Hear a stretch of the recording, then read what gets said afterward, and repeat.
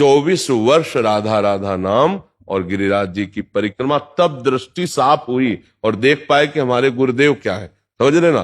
तो कहने को तो हम कह सकते हैं गुरु साक्षात परब्रह्म, लेकिन अंदर से मान्यता नहीं होती। मान्यता होती है मनुष्य है, संत है, अच्छे हैं, बस।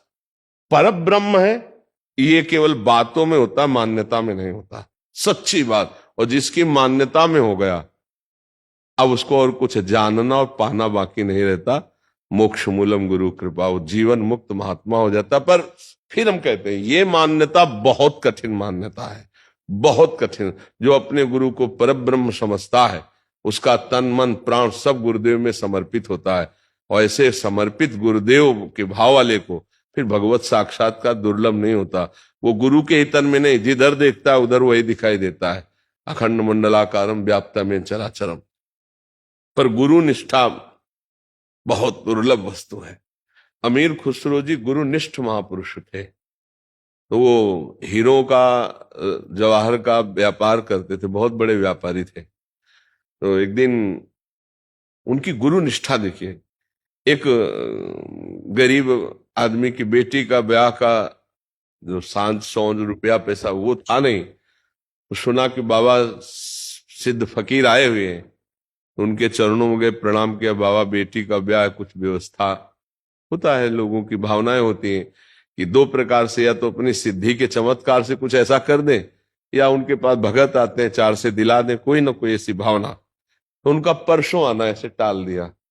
फिर परसों आना, फिर वो आए, बोले बाबा कई बार परसों परसों कह चुके, बेटी का ब्याह नजदीक आ रहा है। बेटी का ब्याह तो पास तो कुछ था नहीं, तो मेरी पादुका ले जा, लकड़ी की पादुका। अब सिद्ध संत है, ये उनकी भावना थी पक्की। पर उनका पादुका से क्या होना, मुझे तो रुपया चाहिए था। पर संत ने कहा है तो पादुका, भाव तो था ही, सर पे रख ली और जा रहे थे। तो जैसे अपने को इत्र की खुशबू आती है, ऐसे अमीर खुसरो जी को खुशबू आई, मेरे आका की, मेरे गुरुदेव की कोई वस्तु है आसपास, मेरे गुरुदेव की कोई वस्तु है आसपास। और बावरे से एकदम हर व्यक्ति की तरफ देखने लगे। तो खुला पादुका सर पे रख, नजदीक गए। आप कहां से आ रहे हो? बोले संत के पास से आ। गुरुदेव के पास से? ये पादुका गुरुदेव की? हाँ हाँ। तुमको कैसे पादुका मिली? पूरी घटना बताई। बोले मुझे दोगे गुरुदेव की पादुका? बोले सही पूछो तो हमको इन पादुका से कुछ मतलब नहीं, हमें बेटी का ब्याह करना है। बोले 13 ऊंटों में रत्न और जवाहरात लदा हुआ है, आप इसको ले जाओ, पादुका मुझे दे दो। पादुका ली और नाचते हुए गए। बोले गुरुदेव पादुका ले आया। बोले कितने में? बोले 13 ऊंट। बोले सस्ता सस्ता सौदा किया, चलो ठीक है आओ रख दो पादुका। ये है गुरु भक्ति। गुरु की पादुका की गंध आई, मेरे गुरुदेव की वस्तु है कोई। भला सोचो कितनी निष्ठा। लकड़ी की पादुका गुरुदेव की आपस करने के लिए 13 ऊंटों में लदा हुआ रत्न हीरा नहीं। तो ऐसे मानते हैं गुरु को साक्षात परब्रह्म। हुकुम पे प्राण त्यागने की, हुकुम पे सर्वस्व ने, तो फिर गुरु साक्षात परब्रह्म। अभी बात कर ला, अले समर्थ गुरु श्री रामदास जी के, स्वामी रामदास जी के पास शिवाजी गए। शिवाजी के गुरुदेव हैं। तो उनका भगवान मुझे स्वीकार करो, मैं शिष्य बनना चाहता हूं। बहुत पेट में दर्द हो रहा है, तुमसे बताया नहीं, दीक्षा की बात तो बाद में करना, बहुत पेट में दर्द हो रहा है। तो अभी राज वैद्य बुलवाते हैं?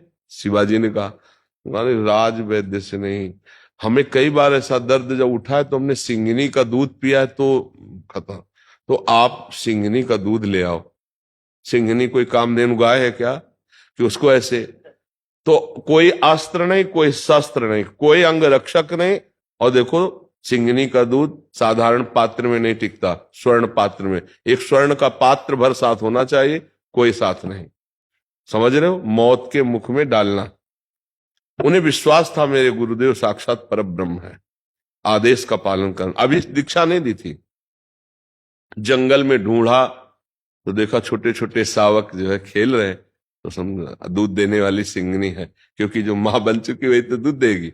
सिंहनी ने जो ही देखा किसी पुरुष को, मारी दहाड़, कदम पीछे ने उनका, गुरुदेव की औषधि के लिए दुग्ध लेने आया हूं, आप चाहो तो मुझे खा सकते हो और आप चाहो कृपा करके। अब कोई गाय थोड़ी कि सीधी सादी ऐसे बैठ जाएगी। जे ही छलांग मारी तो बीच में समर्थ गुरु स्वामी रामदास जी सिंहनी को ऐसे अपने तपोबल से शांत किया और बोले बेटा पेट ठीक हो गया। मतलब प्राण समर्पित।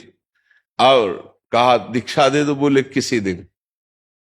एक दिन राज दरबार में गए झोली लेकर, कहा भिक्षाम दे। अब गुरुदेव आए हैं तो गुरुदेव को भिक्षा।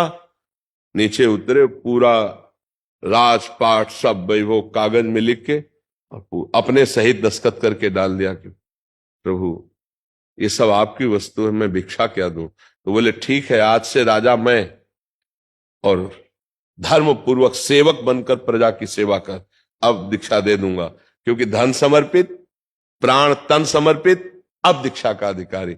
उन्होंने माना गुरु साक्षात परब्रह्म। सिंहनी के सामने प्राण देने के लिए चले गए, हिचके नहीं, संपूर्ण राजपाट लिख करके झोली में डाल। तो तन मन प्राण समर्पित भाव तभी होंगे जब परब्रह्म भाव होगा। मनुष्य भाव में या संत भाव में थोड़ी श्रद्धा हो सकती है, लेकिन ये बात नहीं आएगी कि तन मन प्राण समर्पित। और अगर गुरु में साक्षात परब्रह्म भाव आ जाए तो फिर और कौन से भगवान के दर्शन करने हैं। ध्यान मूलम गुरु मूर्ति, पूजा मूलम गुरु पदम, मंत्र मूलम गुरु वाक्यम, मोक्ष मूलम गुरु कृपा। और गुरु में ही नहीं, सबके हृदय में भगवान बैठे हुए हैं। समझ पा रहे हैं आप? जी गुरुदेव, जैसे श्री जी की कृपा से आपके चरणों के प्रति अंदर से कहो मत, नहीं तो जंग लग जाएगी। कहना नहीं, नहीं हवा है उड़ा देगी। बिल्कुल जहां भाव हो उसे गुप्त रखो। माया का चश्मा बहुत विचित्र है, फौरन चश्मा बदल देगी। गरुण जी के हर समय सानिध्य में रहते हैं हरि, गरुण वाहन है। और देख लो चश्मा बदला तो उन्होंने देखा कि नाग पास में प्राणांतक कष्ट भोग रहे प्रभु, और मैं उन्हें मुक्त कर रहा हूं। ये मेरे प्रभु कैसे हो सकते हैं जिनको मैं दुख से मुक्त कर रहा हूं। अब बस माया ऐसी चढ़ी कि बहुत परेशान, बार बार समझावे समझ में, ये कैसे भगवान हो सकते हैं। शंकर जी के पास गए, भगवान शंकर ने कहा इस समस्या का समाधान तो काकभूषुंड जी के पास मिलेगा।